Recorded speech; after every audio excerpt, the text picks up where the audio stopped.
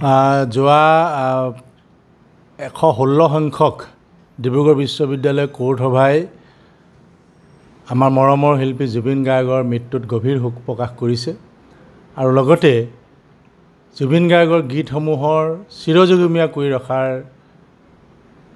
আশাৰে আৰু নতুন প্ৰজন্মৰ মাজত এই গীতসমূহ যাতে চৰ্চা হৈ থাকে তাৰ প্ৰতি লক্ষ্য ৰাখি ডিব্ৰুগড় বিশ্ববিদ্যালয়ৰ কৌৰ সভাই এটা সিদ্ধান্ত গ্ৰহণ কৰিছে।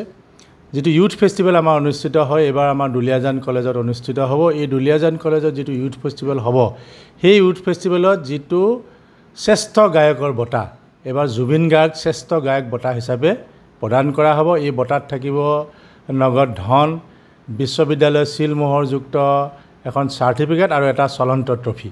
আৰু ইয়াৰ উপৰিও নতুন প্ৰজন্মৰ ছাত্ৰ ছাত্ৰীসকলে যাতে জুবিন গাৰ্গৰ গীতসমূহ চৰ্চা কৰে, তেওঁলোকৰ মাজত যাতে অব্যাহত থাকে, তাৰ প্ৰতি লক্ষ্য ৰাখি আমাৰ বিশ্ববিদ্যালয়ত ইতিমধ্যে